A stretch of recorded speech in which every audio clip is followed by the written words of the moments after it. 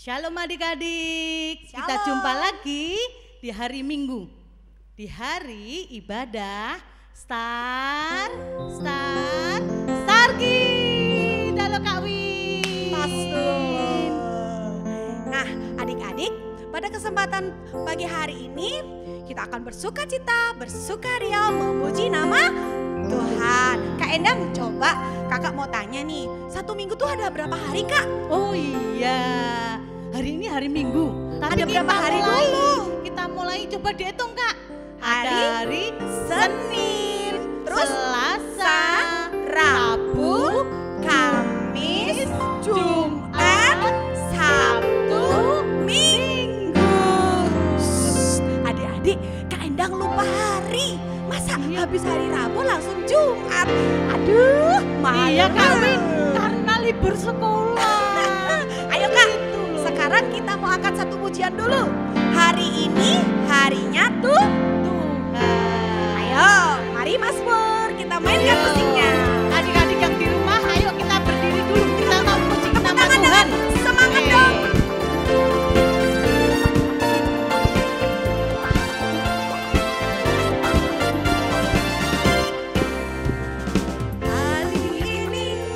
Hari ini harinya Tuhan, harinya Tuhan. Apa Kak? Mari kita bersukaria, bersukaria. Hari ini harinya Tuhan. Ya, mari kita bersukacita. Hari ini harinya Tuhan. Hari ini lebih semangat. Hari ini hari Selasa, harinya Tuhan, harinya Amin. Hari Selasa, Hari Kamis, harinya Tuhan, harinya Tuhan. Hari Jumat, harinya Tuhan. Hari Sabtu, harinya Tuhan. Hari Minggu, semua hari harinya Tuhan. Lagi Kak, hari ini harinya Tuhan, harinya Tuhan. Mari kita bersukaria, bersukaria. Hari ini harinya Tuhan, mari kita bersukaria. Hari ini harinya Tuhan. Nah, Kak Endang, kalau hari ini harinya Tuhan, hari Senin, Selasa semuanya harinya Tuhan. berarti semua hari itu adalah harinya yang baik. baik. Nah, hari demi hari kita lalui, kita harus memiliki Kasih Kak. Iya, betul. Meskipun kita lama nggak berjumpa, kasih di antara kita tidak boleh hilang. Sekarang Kak, kita nyanyi dulu satu pujian. Apa ya Kak Endang? Ku kasihi kau dengan kasih Tuhan. Iya. Oke adik-adik, yang mau bergoyang sama Kak Wiwin sama Kak Endang, ayolah kita semangat ya. Ku kasih kau dengan kasih Tuhan. Ayo adik-adik tetap semangat ya. Kita memuji nama Tuhan. Kasih kau dengan kasih Tuhan. Ku kasih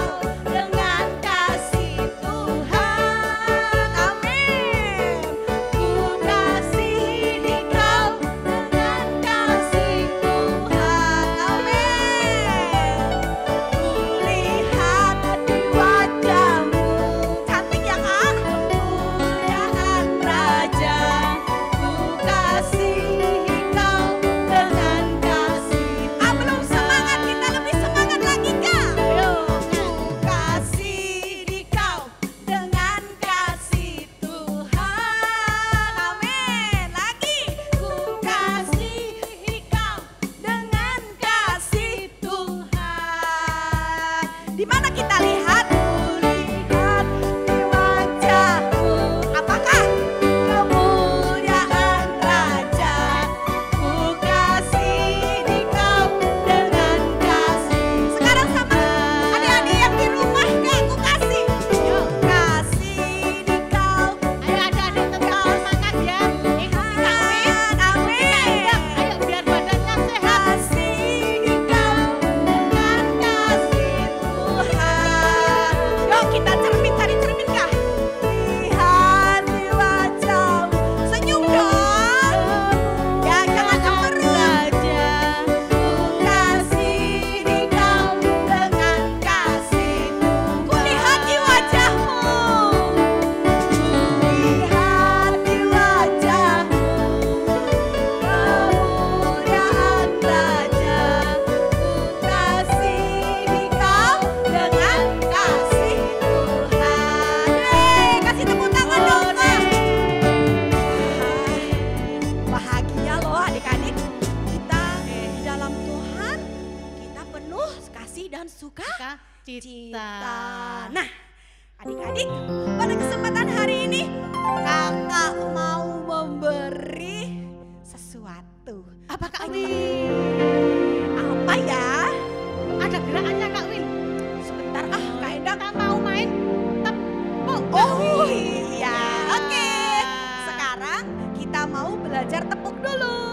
Oke ya, sebentar. Oke. Oke Kak. Tepuk apa Kak Win? Karena kita masih bertemakan kasih, maka Win akan ajari tentang tepuk kasih. Yuk, gimana? Nanti Kak Wiwin akan gini dulu ya. Kak Inang sebelah sana ya Kak. Oke, tepuk kasih. Cari teman, goyang badan, beri salam. Muah. Bisa? Ulang lagi. Belum itu Kak, kita belum semangat. Yuk kita ngadep ke sana dulu semuanya, ngadep ke depan. Kalau di depan ada mama, ada adik, boleh kok diajak adik-adik. Papa juga boleh biar semangat kita ya. Kita ulang lagi. Tepuk kasih. Cari teman, goyang badan, beri salam. Nah, sekali lagi Kak, masih semangat? Semangat. Lagi. Oke, tepuk kasih. Cari teman, goyang badan, beri salam. Wah, oke. Bisa adik-adik? Bisa ya. Nanti kalau nggak bisa, putar-putar terus inilah channel YouTube-nya. Oke adik-adik. Hari ini kita bersuka cita. Kita memiliki kasih daripada Tuhan. Karena kasih Tuhan itu tidak pernah berhenti. Kita harus bisa saling mengasihi satu dengan yang lain. Dan kita bersyukur adik-adik, kalau kita tidak mengasihi, mungkin Kak Wiwin gak bisa pimpin puji-pujian sama Kak Endang. Ah gak mau, enak aja aku gak teman sama Kak Endang. Atau bisa juga pemain musiknya Kak Pur. Ah gak mau, aku gak mau ngiringi sekolah minggu, enggak. Tapi karena semua mau mengasihi, maka akan terjadi sesuatu yang indah. Karena Tuhan Yesus sudah mengasihi kita lebih dulu. Oke adik-adik, sekarang kita mau angkat satu pujian sebelum mendengarkan firman Tuhan. Kita angkat satu pujian dulu, bahasa cinta. Karena apa adik-adik? Tuhan sudah mengasihi kita terlebih dahulu untuk kita saling mengasihi.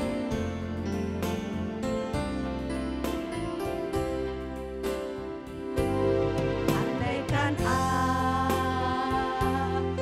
lakukan yang luhur mulia, jika tanpa kasih cinta hampa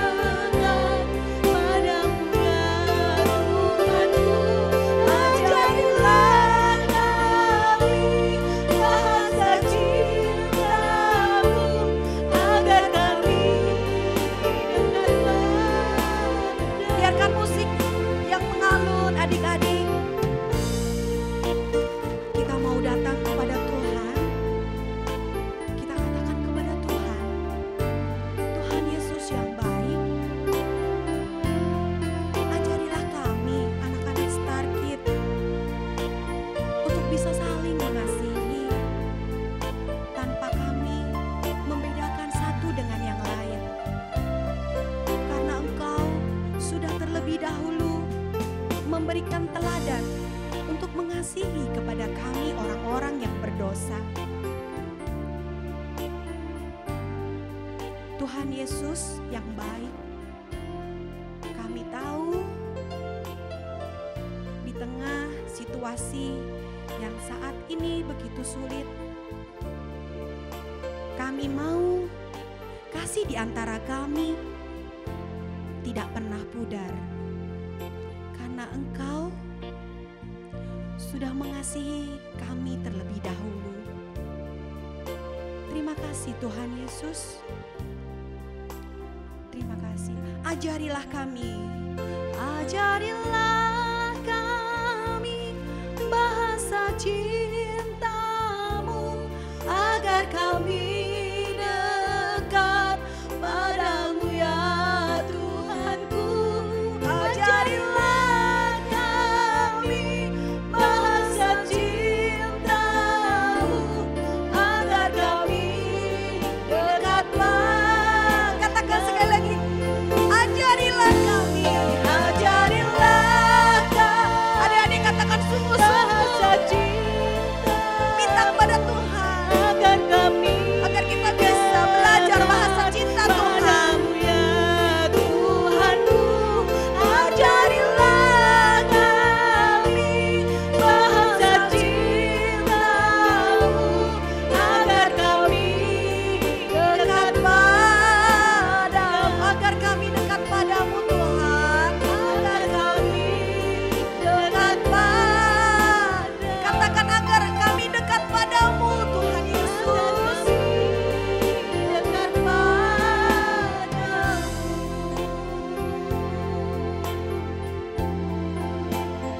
Inilah kami Tuhan Yesus, anak-anak Starkid GBI Munah Solo Baru.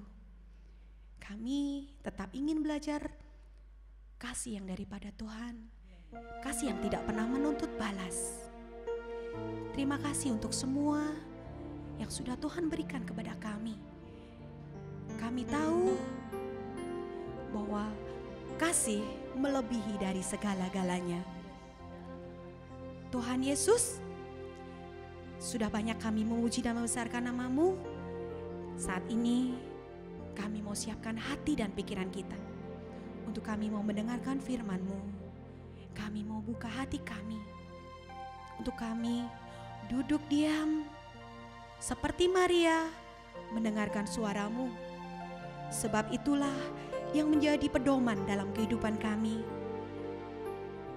menjadi pelita dalam kehidupan kami. Terima kasih Tuhan Yesus. Kami siap untuk mendengarkan firman Tuhan. Haleluya. Amin. Oke adik-adik, kita akan mendengarkan firman Tuhan. Adik-adik siapkan Alkitabnya dan duduk manis mendengarkan baik-baik. Nanti ada kakak-kakak Starkid yang ingin menyampaikan firman Tuhan. Mari adik-adik, sebelum kita mendengarkan firman Tuhan, kita mau berdoa bersama-sama. Kami bersyukur buat kasih setia Tuhan sepanjang hari ini. Kami mau mendengarkan firman Tuhan. Engkau berkati setiap adik-adik di tempat ini Tuhan, dan dimanapun adik-adik berada, Tuhan memberkati mereka, berikan kesehatan, kekuatan kepada setiap mereka, sehingga setiap firman yang kami sampaikan, firman yang kami dengar boleh menjadi berkat bagi mereka, terlebih Tuhan boleh mereka lakukan dalam kehidupan mereka sehari-hari. Terima kasih, kami bersyukur dan kami siap mendengarkan firman Tuhan. Haleluya, amin. Ya, adik-adik, kita jumpa lagi dalam ibadah Starkid hari ini. Ya, hari ini firman Tuhan kakak beri tema Aku Senang Menolong. Ya, kami persilakan adik-adik, siapa yang punya tugas dari sekolahan, silahkan catat. Kakak beri kesempatan, siapkan catatannya. Kita akan mendengarkan firman Tuhan bersama-sama. Dan adik-adik persiapkan catatannya untuk sekolahan adik-adik. Ya, ayat firman Tuhan hari ini kakak ambil dari 2 Samuel 9 ayat 1 sampai 13. Ya, kakak ulang lagi. 2 Samuel 9 ayat 1 sampai 13. Oke, adik-adik sudah? Ya, adik-adik di situ dikatakan atau judulnya adalah Daud dan Mephiboset. Ya, tetapi sebelum kakak cerita dari pasal tersebut, adik-adik kakak mau ceritakan sejarahnya dulu ya. Zaman dulu bangsa Israel, ya, raja pertama kali di Israel adalah siapa? Saul, benar sekali ya. Raja pertama kali adalah Raja Saul ya. Setelah kepemimpinan Raja Saul ya, sebelum dia wafat, ada dia, kerajaan Israel ini terpecah menjadi 2 ya. Adik-adik tahu mana saja? Ada yang tahu? Ya, kalau tidak ada yang tahu, adik-adik perhatikan ya. Kerajaan Israel dipimpin Raja Saul pecah menjadi 2. Yang satu, ya dengerin, yang satu yaitu Israel yang dipimpin oleh Raja Saul dengan ibu kota mana? Siapa yang tahu? Ya, ibu kota yang dipimpin oleh Raja Saul adalah Samaria. Betul sekali. Yang dipimpin Raja Saul adalah Samaria. Terus kerajaan yang selanjutnya apa yo? Kerajaan yang selanjutnya adalah Yehuda. Loh, terus adik-adik tanya, loh Kak, untuk yang Yehuda siapa rajanya? Oke ya, kerajaan Yehuda adalah kerajaan yang dipimpin oleh Daud ya. Daud ini awalnya kan sebagai panglimanya Saul, orang kepercayaan Saul ya. Dia kemana-mana Saul ajak untuk membawa senjata, dan juga Daud ini menjadi orang yang dikasihi oleh Saul. Adik-adik, dari masing-masing kerajaan tersebut pasti ada panglimanya. Terus adik-adik ingat, panglima daripada Raja Saul adalah, ayo siapa yang tahu? Ada yang tahu? Panglima dari Raja Saul adalah Abner. Betul, karena di sini ada yang namanya Abner. Ayo siapa yang namanya Abner ya? Yang namanya Abner ini adalah panglima daripada Raja Saul ya. Adik-adik tahu arti dari Abner tidak? Siapa yang tahu arti dari nama Abner? Ya, mungkin ada yang tahu. Kalau tidak ada yang tahu, dengerin ya. Abner mempunyai arti adalah Bapa terang. Ya, sekali lagi kakak sampaikan, Abner dalam bahasa Ibrani ya, bahasa aslinya firman Tuhan adalah Ibrani, mempunyai arti Bapa terang. Nah, ini adalah panglima daripada Raja Daud. Raja Saul ya. Tetapi panglima daripada Raja Daud adalah, ayo, siapa yang masih ingat panglima daripada Raja Daud? Dia namanya siapa? Dia adalah namanya Yoab ya. Kalau Raja Saul punya panglima namanya Abner, tetapi kalau Raja Daud panglimanya adalah Yoab ya. Nah, tadi kalau Raja Saul, Abner namanya adalah Bapa terang. Sekarang adalah nama daripada Yoab mempunyai arti adalah Tuhan adalah Bapa. Nah, karena itu kalau doa yang Tuhan Yesus ajarkan adalah kalau berdoa Bapa kami yang di surga. Itulah nama daripada panglima daripada Daud, yaitu Yoab. Nah, sekarang adik-adik kita lanjutkan lagi. Setelah kerajaannya terpecah tadi, Raja Saul mengalami beberapa pengalaman perang, dan yang paling sulit yang Raja Saul hadapi adalah kerajaan mana? Ada yang tahu? Adik-adik semua pasti hafal kalau ceritanya Goliat ya. Dia adalah orang Filistin ya. Kerajaan yang paling susah dihadapi Raja Saul adalah kerajaan daripada Filistin. Orang Filistin ini sangat banyak. Orang Filistin ini menguasai hampir seluruh daerah situ, adik-adik. Dia mempunyai wilayah kerajaan-kerajaan yang kecil ya.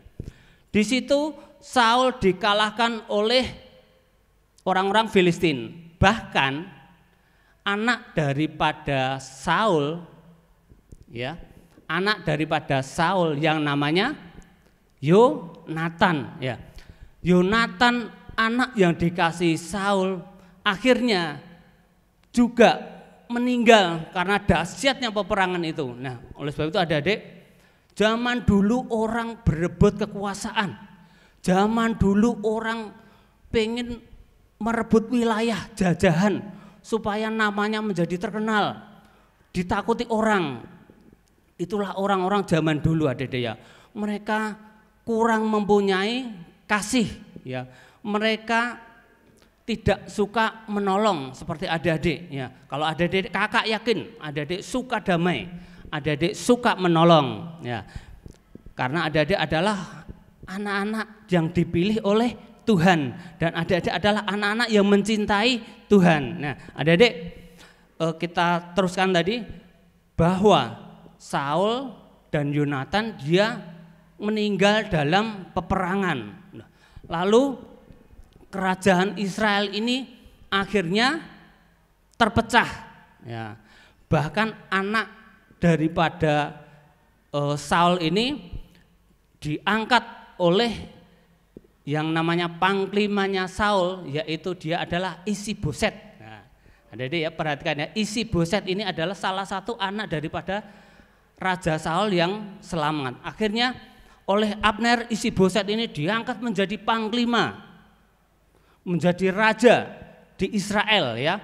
Isiboset ini pada waktu dia umur 40 tahun oleh Abner sebagai panglimanya Raja Saul, yang dia setia kepada Raja Saul dan setia kepada keluarga Raja Saul, termasuk Isiboset ini. Isiboset diangkat menjadi raja. Akhirnya si Abner dia memerangi suku Yehuda atau memerangi kerajaan Yehuda yang dipimpin oleh Daud.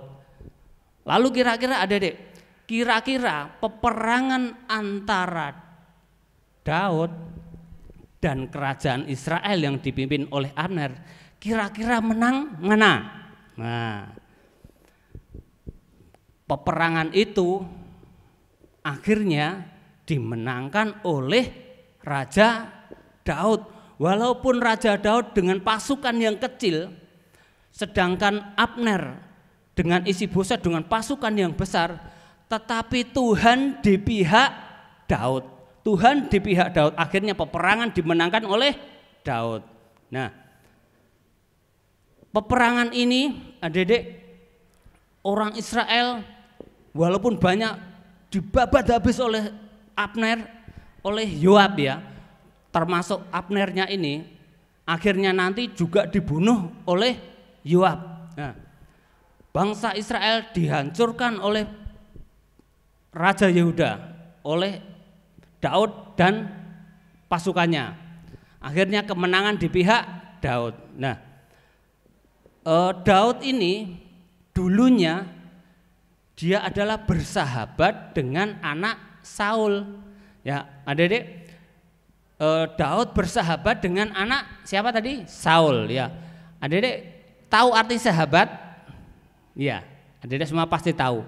Sahabat adalah teman yang begitu dekat. Dia sering curhat, dia sering jalan kemana-mana, dia sering diajak makan, dia bahkan sering pergi bersama-sama. Itulah yang namanya sahabat. Si Daud ini bersahabat dengan Yonatan dan pernah menyampaikan janji bahwa dia akan menjadi sahabat yang terbaik. Nah, adik-adik pernah enggak janji sama teman-temannya bahwa adik-adik akan menjadi sahabat yang terbaik, sahabat yang suka menolong, sahabat yang sayang sama temannya, tidak pernah membuli temannya, tidak pernah jahat temannya. Itulah seorang sahabat yang baik. Demikian juga dengan Daud ini. Daud adalah seorang sahabat yang baik. Bahkan sampai meninggalnya si sahabatnya ini, yaitu siapa tadi? Yonatan ya. Sampai meninggalnya si Yonatan, Daud masih tetap memegang janjinya, yaitu dia akan berbuat baik kepada Yonatan. Dengan cara apa, Adik?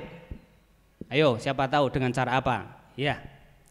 Adik-adik kalau pengen tahu, kita buka Alkitab kita dalam 2 Samuel 9 ayat 1 sampai 13. Ya, di situ diceritakan adik-adik ya, bahwa setelah kerajaan Israel hancur, setelah Saul mati, Abner juga mati, ya, akhirnya Daud berbuat baik kepada keluarga Saul dengan cara apa? Ya. Daud memanggil panglimanya, Abner, datang kemari. Namanya raja. Abner langsung datang kepada, ya raja, apa yang mau Tuanku suruh kepada saya? Terus si Abner ini disuruh carikan keluarga Saul kalau masih ada. Abner disuruh untuk mencari keluarga Saul yang masih ada. Terus Abner berkeliling ke wilayah Israel. Abner berkeliling ke kota-kota, dia berkeliling ke desa-desa, dia tanya-tanya, apakah masih ada keluarga Saul yang hidup? Abner keliling beserta pengawal-pengawalnya, dia mencari apakah masih ada keluarga Saul yang hidup. Akhirnya didapatilah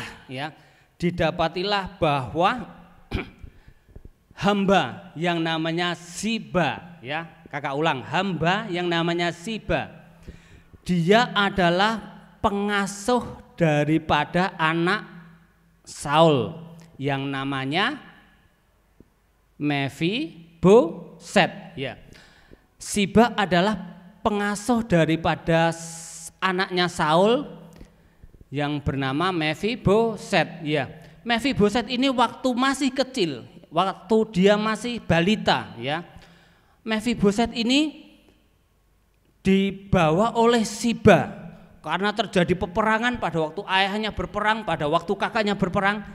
Siba ini yang mengasuh Mephiboset ini, dia dengan buru-buru, dia dengan tergesa-gesa, dia mengambil si Mephiboset, dia lari untuk menyelamatkan Mephiboset. Nah, dalam pelarian itu Mephiboset jatuh. Adik-adik, yang namanya jatuh saat dibawa lari pasti dia sakit, ya. Sakitnya Mephiboset ini adalah timpang kakinya. Ya, adik-adik tahu timpang? Timpang itu tidak bisa berjalan normal, ya. Timpang itu adalah berjalannya dengan terseok-seok. Mungkin seperti ini. Mephiboset ini timpang kakinya karena pada waktu kecil, pada waktu Saul dan kakaknya berperang, dia dibawa lari oleh pengasuhnya yang namanya Siba tadi untuk menyelamatkan diri. Akhirnya Mephiboset ini akhirnya selamat sampai besar. Setelah itu dia dipanggil oleh Raja Daud dengan perantaraan Siba. Siba dipanggil oleh Raja Daud. Siba, ya siap tuanku raja. Apakah masih ada keluarga Saul yang masih hidup sampai sekarang? Lalu Siba dia menghadap kepada raja. Oh siap tuanku, masih ada satu anak, ya, dia anak laki-laki yang bernama Mephiboset.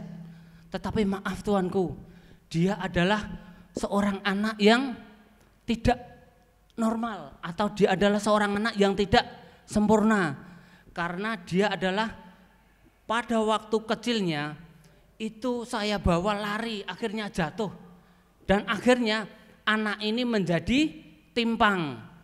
Lalu panggillah dia. Lalu sama Siba ini Mephiboset dipanggil. Pada waktu itu Mephiboset masih di dalam wilayah Israel di suatu kota, ya. Dipanggilnya lah Mephiboset untuk menghadap raja. Setelah dipanggil dia menghadap raja. Raja, ini hambamu. Apakah kamu anak Saul? Lalu Mephiboset bilang, ya raja, saya ini adalah anak Saul yang tidak berguna. Saya seperti anjing mati di hadapanku raja.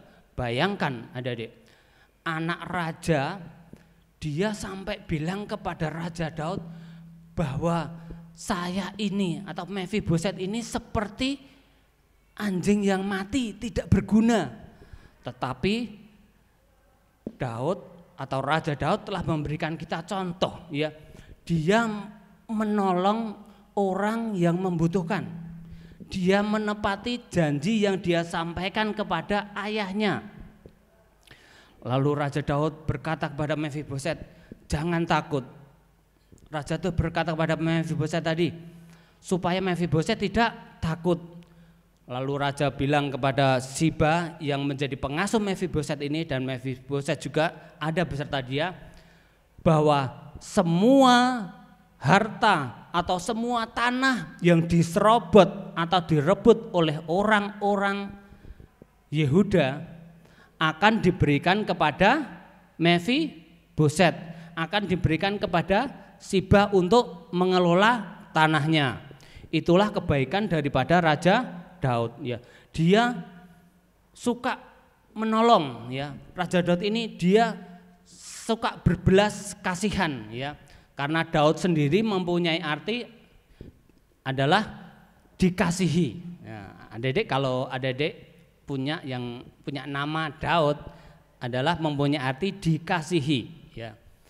Daud ini juga mengasihi Mephiboset seperti adalah saudaranya sendiri, karena dia sudah berjanji kepada ayahnya yaitu Yonatan bahwa dia mengikat perjanjian dengan Yonatan. Perjanjian itu adalah untuk setia selama-lamanya. Akhirnya janji yang disampaikan oleh Daud kepada Yonatan digenapi oleh Daud. Bahkan keturunan Yonatan sendiri seperti yang kakak sampaikan tadi, dia adalah Mephiboset yang dipandang orang tidak berguna. Tetapi karena Daud ini orangnya berkomitmen, Daud adalah orang yang menepati janji, Daud adalah orang yang suka menolong. Akhirnya Mephiboset ini walaupun dia cacat, walaupun dia timpang, tetapi Daud tidak pernah membeda-bedakan. Nah, itulah cerita daripada Raja Daud, ya. Raja Daud adalah orang-orang yang mempunyai komitmen yang kuat. Nah, adik-adik, dari situ adik-adik bisa meneladani atau mencontoh, yaitu satu, Daud mempunyai komitmen yang kuat. Kedua, Daud mempunyai hati yang mengasihi. Daud mempunyai hati yang suka menolong atau sifat yang suka menolong. Nah, kakak percaya adik-adik di sini pasti semuanya suka menolong, ya. Nah, adik-adik, bagaimana cara menolong itu? Ya, adik-adik, namanya menolong, ya.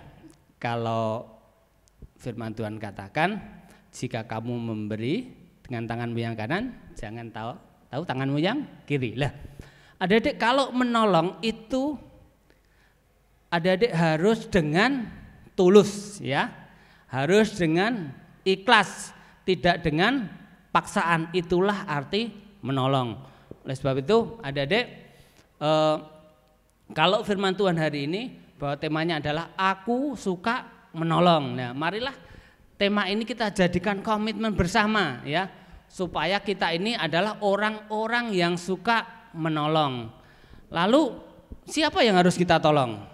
Ayo, adik-adik, siapa yang harus kita tolong? Ya, orang yang harus kita tolong adalah sesama kita, ya. Orang yang harus kita tolong adalah sesama kita. Mungkin adik-adik bertanya, Kak, sesama kita itu siapa ya? Mungkin adik-adik bertanya seperti itu. Ya, sesama kita adalah misalkan adik-adik punya teman, ya, teman sekolah, ya, teman bermain, teman di gereja, ataupun teman di mana saja.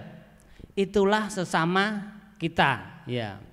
Walaupun sesama kita itu mungkin seperti kakak, ya, seperti kakak dengan rambut seperti ini, dengan kulit yang seperti ini, sawo mateng, ya. Mungkin ada di antara adik-adik yang misalkan seperti Meme, kulitnya putih, rambutnya lurus, ya. Mungkin ada juga yang seperti Abner, ya, kulitnya hitam, rambutnya keriting. Ya.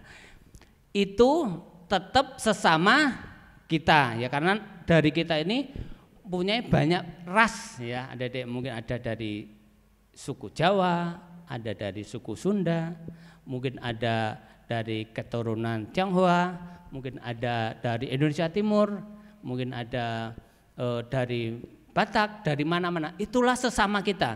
Seperti Raja Daud tadi, dia walaupun Mephiboset orang yang timpang, kalau di pemandangan manusia orang yang tidak berguna, tetapi Raja Daud tetap mengasihi Mephiboset, ya. Mephiboset itu dia diajak makan, diajak hidup bersama Raja Daud, bahkan makan satu meja. Adik-adik bayangkan, makan satu meja bersama pejabat. Siapa yang pernah?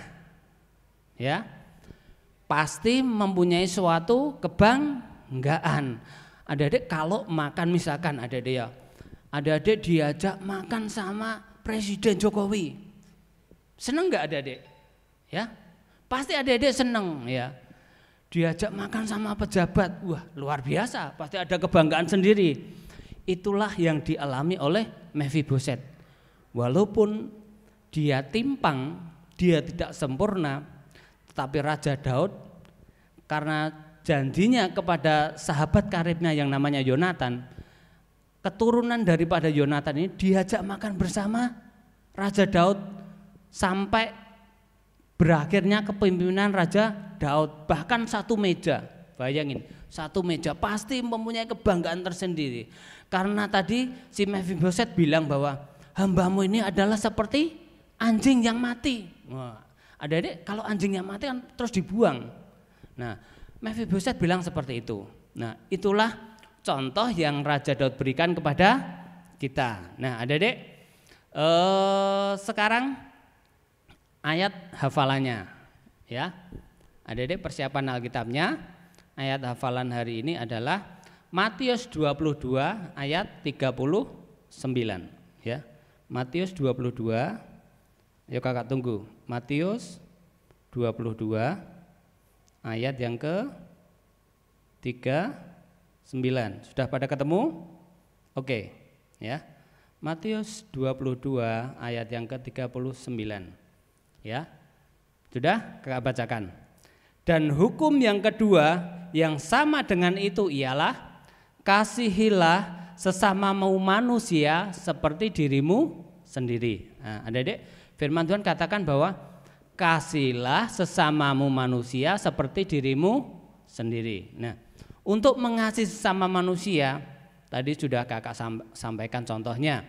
Seperti pada Raja Daud, dia mengasihi Mephiboset yang timpang, yang dipandang oleh orang tidak berguna, tetapi Daud masih tetap mengasihi. Nah, demikian juga dengan adik-adik. Saat adik-adik mungkin dalam sekolahan, sebagai contoh seperti ini. Adik-adik siapa yang sekolah naik sepeda ontel, ya? Misalkan tahu temennya, misalkan pulang sekolah, tahu temennya ini berjalan kaki, rumahnya agak jauh, sementara adik-adik pakai sepeda ontel. Ya, adik-adik boleh mengajak untuk bonceng, ya. Itu adik-adik salah satu contoh mengasihi. Nah, bisa juga dengan misalkan gini, adik-adik ada temennya kebetulan dia tidak punya uang saku, ya. Sementara adik-adik siapa di sini yang sekolah tidak pakai uang saku? Ya, kakak yakin tidak ada yang pakai. Ya, semuanya pasti bawa uang saku. Lah, misalkan ada teman adik-adik yang tidak mempunyai uang saku, misalkan pengen jajan, pengen beli es misalkan. Adik-adik punya uang saku lebih. Nah, adik-adik boleh memberikan kepada orang yang tidak punya ini untuk misalkan dibelikan es, misalkan seperti itu. Itu salah satu bahwa adik-adik melakukan tugas yaitu mengasihi sesama kita. Nah, ada banyak contoh mengasihi sesama kita ya. Misalkan di jalan-jalan adik-adik baru pergi tamasya atau ada baru pergi main kemana gitu. Misalkan di jalan-jalan di lampu merah ada orang-orang yang tidak punya, dia minta tolong, dia minta belas kasihan. Nah, kalau adik-adik ada itu boleh diberikan. Nah, misalkan orang-orang yang tidak mampu, gelandangan-gelandangan seperti yang di gereja juga sering memberikan contoh, yaitu memberikan uang, menyisihkan uang dengan kotak 1000 ya. Misalkan kotak 1000 itu kalau dikumpulkan sedikit demi sedikit akan jadi banyak. Nah, itulah contoh yang gereja berikan kepada jemaat untuk melakukan kasih atau untuk menolong orang lain. Dan adik-adik, kakak yakin pasti adik-adik ngerti semua. Dan kakak percaya bahwa adik-adik juga mau dan mampu melakukan apa itu tolong menolong tadi ya. Seperti saat ini. Saat ini mungkin negara kita baru mengalami hal yang susah. Bersyukur adik-adik di tempat ini mama papanya masih tetap bekerja. Bersyukur usaha mama papa kalian masih berjalan dengan baik. Banyak dari perusahaan-perusahaan, banyak dari usaha orang-orang mereka mengalami kesusahan atau mengalami penurunan penghasilan. Tetapi bersyukur dan kita berdoa juga supaya teman-teman kita, supaya orang-orang lain yang ada di sekitar kita dan khususnya untuk Indonesia ini supaya pandemi ini dapat cepat berakhir, supaya kita boleh bersama-sama berkumpul lagi, supaya teman-teman kita, tetangga kita, orang-orang di sekitar kita mereka boleh bekerja lagi. Nah, itulah doa kita dan kakak harap adik-adik juga berdoa demikian. Sehingga kita cepat-cepat dapat kita berkumpul di gereja lagi, kita dapat muji dan besarkan nama Tuhan lagi bersama-sama. Nah, adik-adik, untuk kreativitas hari ini ya. Tadi ayat hafalannya Matius 22 ayat 39. Dihafal ya. Nanti kalau yang ngapal nanti ada poinnya nanti ya. Dihafalin Matius 22 ayat 39. Kakak ulangi lagi. Itulah hukum yang terutama dan yang pertama. Itu 38, 39. Dan hukum yang kedua yang sama dengan itu ialah kasihilah sesamamu manusia seperti dirimu sendiri. Ya, adik-adik. Sekarang kakak akan memberikan kreativitas sedikit. Ini gampang banget ya. Adik-adik yang mungkin kelas A ataupun kelas B1 mungkin adik-adik bisa membikin ya kreativitas. Ini sangat gampang ya. Adik-adik, kita mau mengilustrasikan ya. Adik-adik tahu ilustrasi? Ilustrasi adalah gambaran.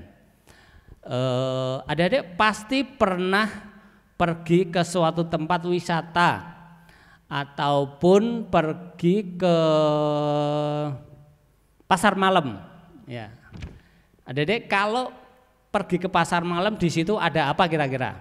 Ya. Mungkin adik-adik lihat ada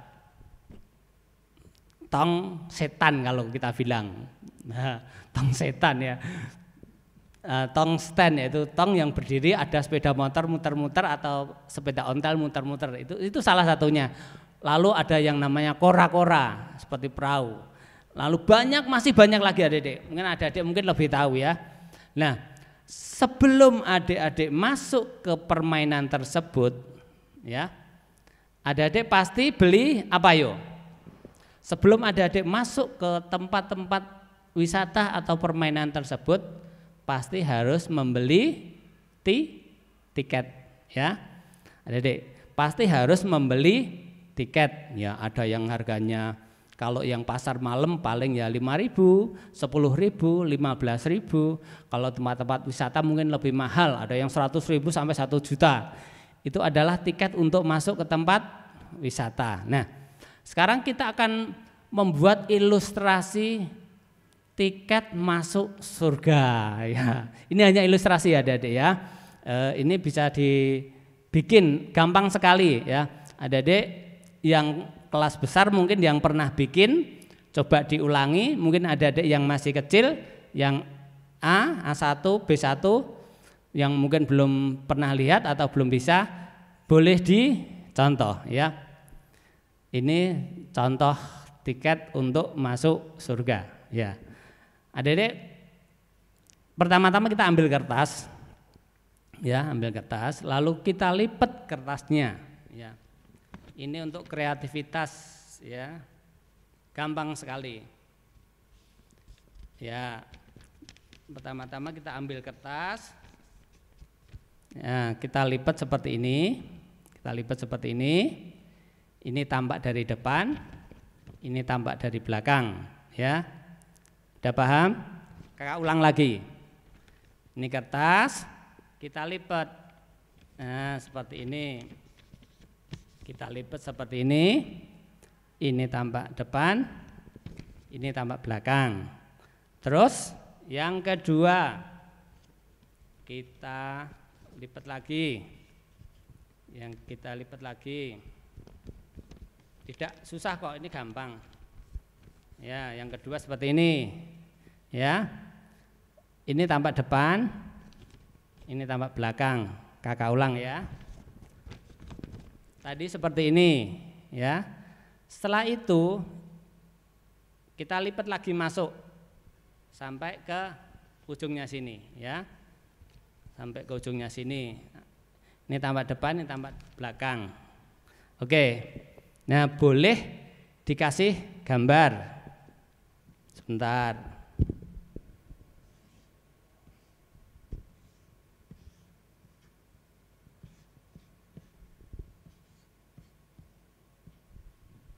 Nah, boleh dikasih gambar. Ini kira-kira gambar apa? Ya, gambarnya antik ya. Ini adalah gambar jendela, yang tengah ini adalah gambar pintu ya. Ini berarti sudah kelihatan seperti gambar rumah ya. Mungkin adik-adik bisa latih di rumah. Ini sudah kelihatan gambar rumah. Lalu kita kasih tempel.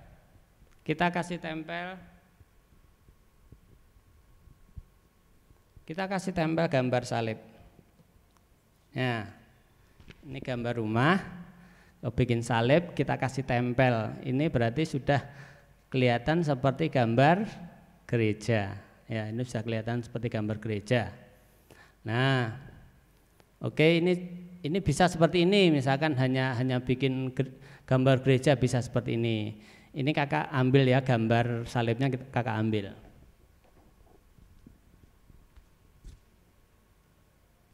Oke, nah tadi seperti ini. Terus langkah selanjutnya kita lipat.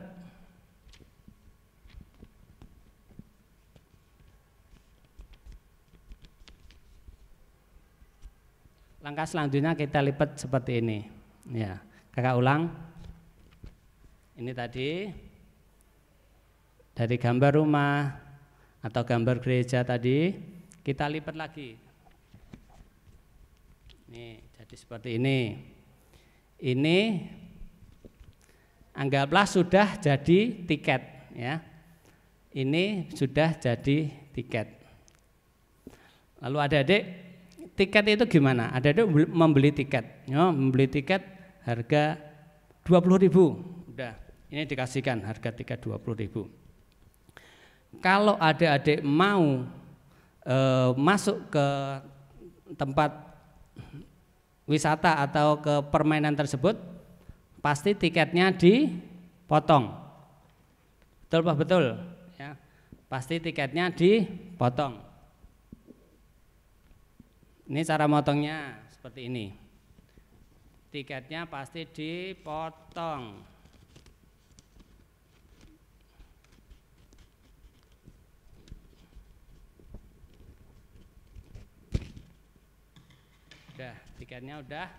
Tiketnya udah terpotong.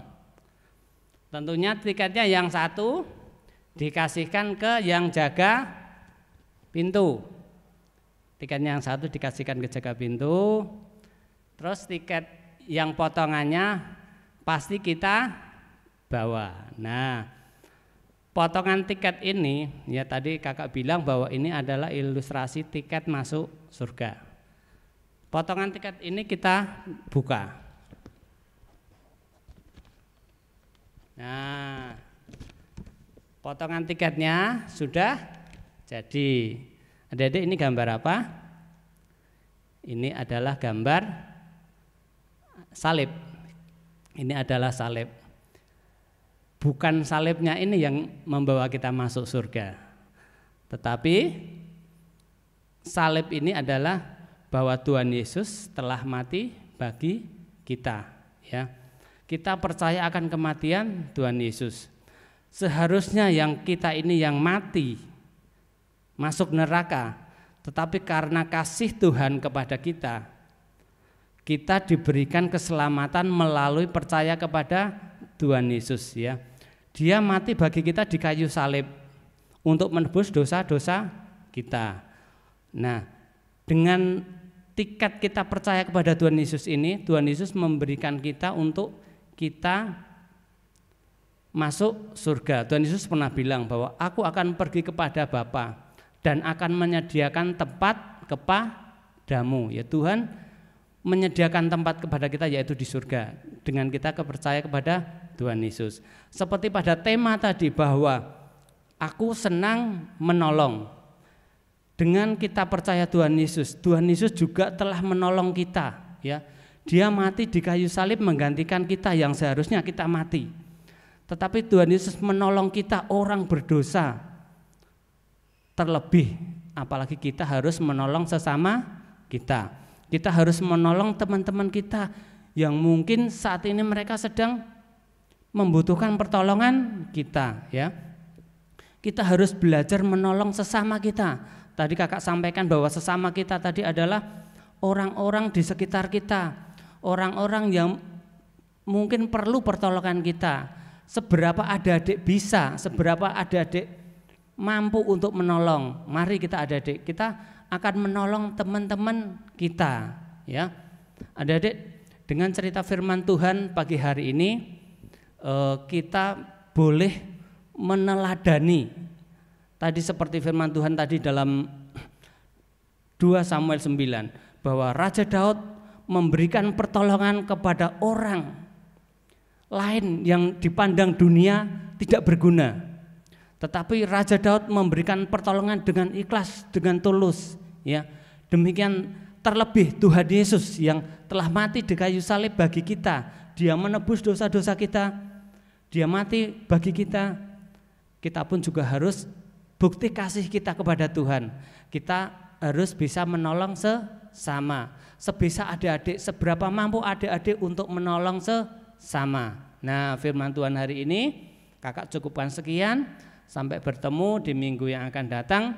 Kiranya firman Tuhan ini memberkati adik-adik semua dan salam, Tuhan memberkati.